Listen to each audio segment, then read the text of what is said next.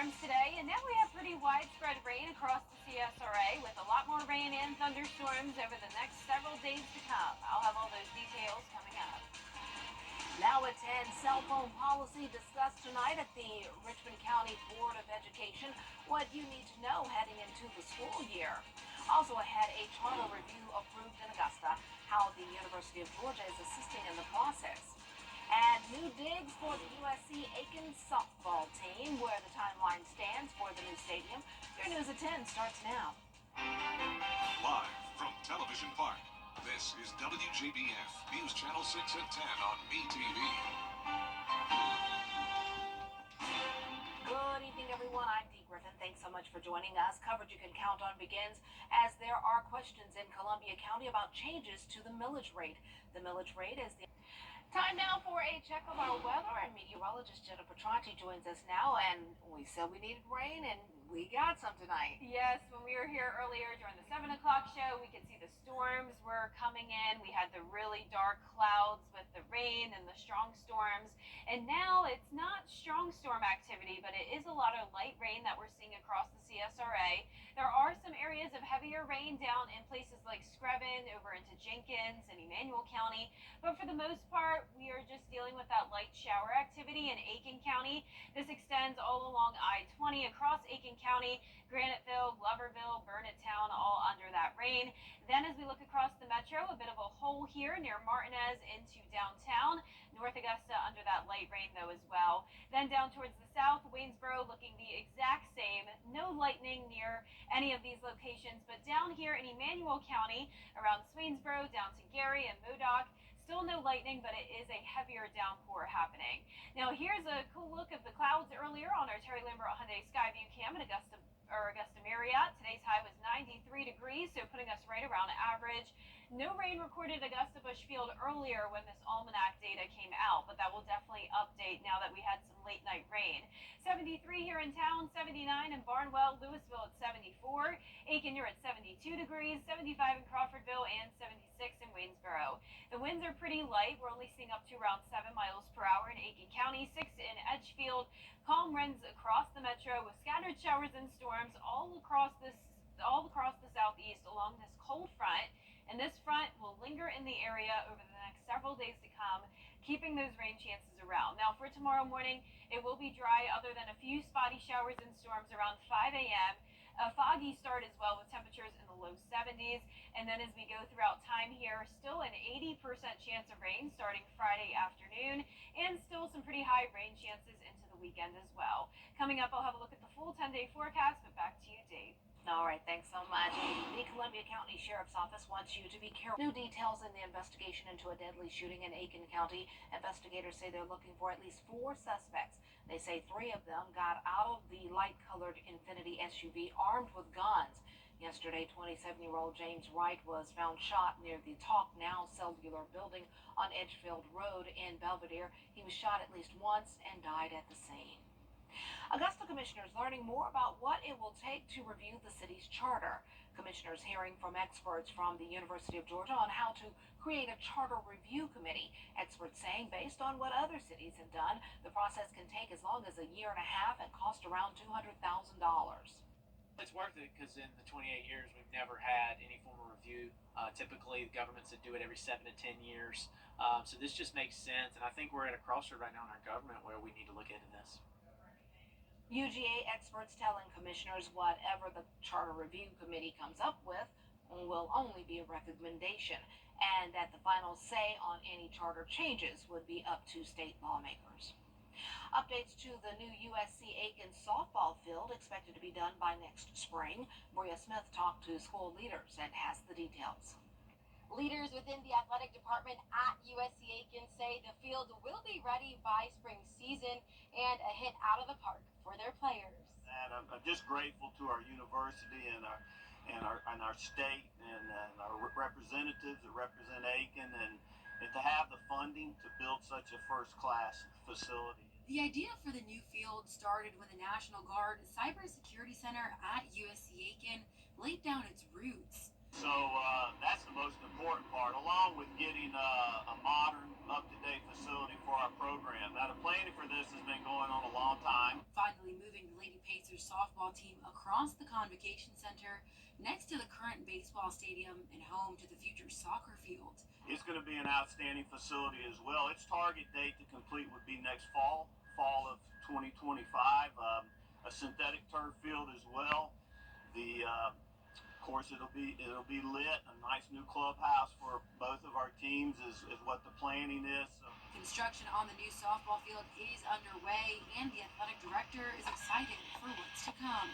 the facility that we're building is made for softball. It's going to be synthetic turf field.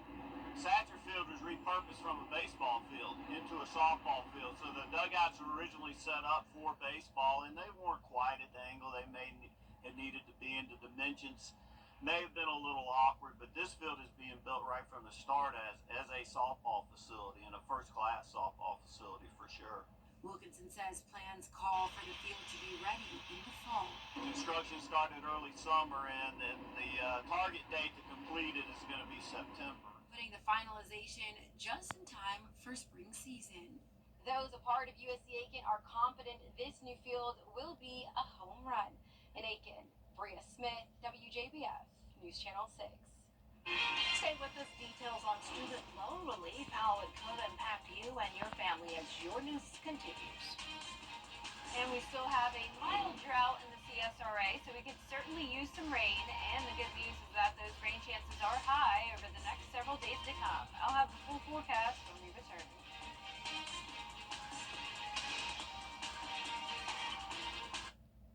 The 20. Now, your most accurate forecast with WJBF Live Viper 6.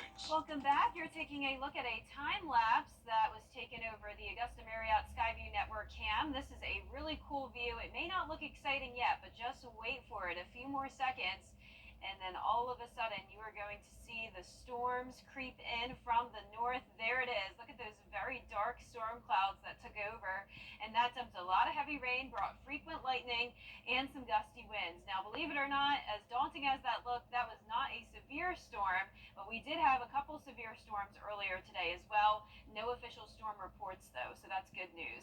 73 degrees as our current temperature, dew point of 71.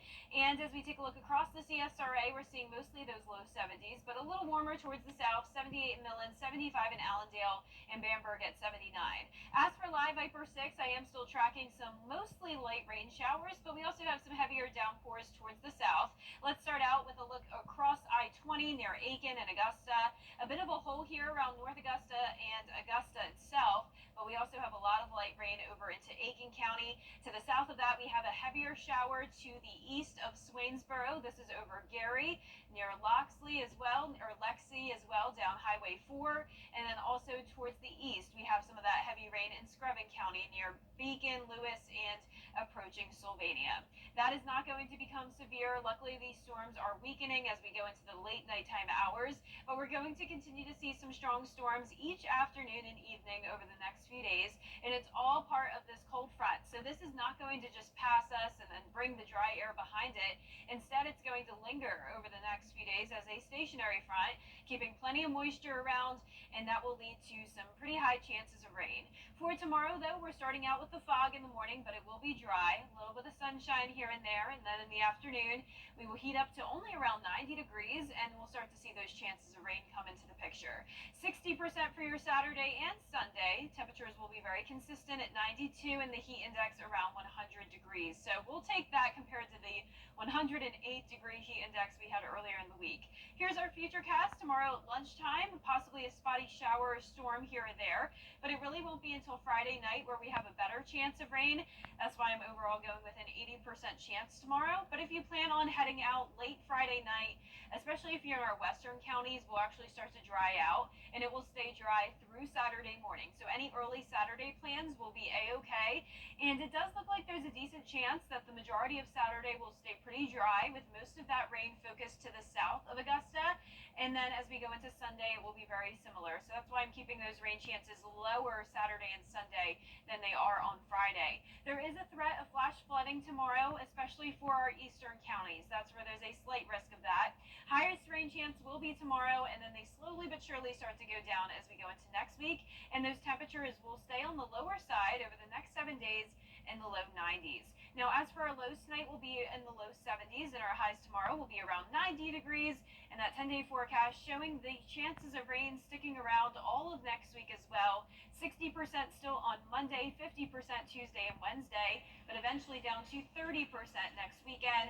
And the temperatures are very consistent for once, low 90s pretty much all week. I like that. I know that we need some rain, but I love the lower temperatures. Yes, it's a nice change of pace. Starting out August much cooler than how we started July. Good. All right. Thanks so much. Well, the Biden administration announced additional student loan debt forgiveness this afternoon, totaling $1.2 billion. The latest round affects 35,000 public sector workers, including teachers, law enforcement officials, first responders, and nurses. Last month, an order blocking portions of the program went into effect after a lawsuit filed by South Carolina, Alaska, and Texas. The ruling grants South Carolina's request to block parts of the student loan forgiveness plan, which Alan Wilson, the Secretary of the State, Attorney General rather, has argued are illegal. Governor Henry McMaster has called the program a scheme and says it's, quote, an insult to Americans who work hard, pay their bills, and play by the rules. No more cell phones in schools for Richmond County students. News Channel 6's Isabella Moody has more on the district's new policy. Richmond County school system is having a few changes in this upcoming school year, one being a new cell phone policy. The biggest change is that we will not allow them to be utilized during the instructional day. After looking at research and what other Georgia schools and states, they wanted to make the best learning environment for their students' achievement. For our students to be more successful, for our teachers to be able to have a more academically rigorous classroom environment. We also recognize that sometimes without controls, cell phones can be used and jeopardize safety. Students will not be allowed to use their cell phone at any point in the day. The new policy does have some provisions for high schools to make some exceptions on appropriate times for the students to use their phones. The goal is for no phones at all, but let that not worry you. We have administrative assistants in the offices at all the schools that can assist in transferring messages to students. We also know that parents can schedule times for the kids to check in before school in the morning and then right after school. Another topic is the Bel Air Middle School. Some things that have set the school construction back was market conditions, tight time frame for construction, 12 classrooms added for enrollment, and trying to finish up some projects. For now, students will be placed in an empty school that'll be easy to get ready since it was just occupied. Swing space at Langford Middle School, so the whole school will go there for 6 weeks to 2 months, and then come right to the new spit-polished new Bel Air Middle School. The hope is to get students into the school at the latest in the first week of October. If everything lines up where they need it, the contractor's schedule is to finish to make the transition between September 15th and October 1st. Everybody's working really hard to make sure this is seamless. Everybody's working very hard to make sure the communications are. That's why we made the decision early. In Augusta, Isabella Moody, WJBF News Channel 6. There will be a parent meeting on Monday, July 22nd at Bel Air Elementary School at 6 p.m. It's for parents to ask questions and find out more information about the construction. We'll be right back. Every day, ordinary people in the CSRA do extraordinary things to serve our community. Each month, News Channel 6 recognizes these outstanding volunteers with the Giving Your Best Award. Do you know an everyday hero who goes the extra mile to help others? Nominate them for the Giving Your Best Award by visiting WJBF.com and filling out the entry form. Sponsored by Solvay Specialty Polymers, Piedmont Augusta, Security Federal Bank, and News Channel 6. When disaster strikes, Get the latest from News Channel 6 delivered right to your inbox with the latest headlines from South Carolina, Georgia, and the entire CSRA. Sign up for newsletters today at WJBF.com. Sponsored by Alpha Insurance. Let's see where it takes us. Good morning, Augusta. And last but not least, face. I couldn't see beforehand, so I was covering up the letter. Sorry about that. Military veterans in wheelchairs from all over the country will be competing in the National Veterans Wheelchair Games in New Orleans next week. They'll be competing for gold, silver, and bronze medals in such sporting events as wheelchair softball, wheelchair rugby, and wheelchair basketball. Kenny Lopez has more. The countdown is on for the 43rd National Veterans Wheelchair Games. We're expecting about 589 wheelchair-bound veterans into the city next week. The annual event was last in New Orleans back in 1990. Hosted the 10th annual, and it was over at the Riley Center at Tulane. Now the games will be at the Convention Center. There's 23 magnificent events. Now these veterans have been training year-round for the National Veterans Wheelchair Games with such sports as wheelchair rugby, wheelchair softball, and wheelchair basketball. Christina Bordelon, the local chair for the game, says all the veterans are trained by coaches at their VA hospitals. They're not necessarily athletes, but they have been training for this. Some have been training for years. We win medals. We have gold, silver, and bronze medals. They're all coming for the gold. The games are only open to the public if you volunteer. We want you to volunteer. We need over 3,500 volunteers. These veterans are showing the same grit and grind that they have when they fight for our country. These veterans show their stuff. Kenny Lopez, W. Good job. They do such a great job, and we love our veterans here who have the same kind of leagues. Yes, we definitely do. It's so nice to see them out and about, having fun, playing their sports. Our 10-day forecast showing the temperatures cooling down a bit, 90 degrees tomorrow, 92 over the weekend, and the chances of rain are pretty high tomorrow, 80%, 60% over the weekend, and all of next week, still some scattered showers and storms. Well, the news continues on WJBF right after the Republican National Convention. And Hogan's Heroes is next here on BTV.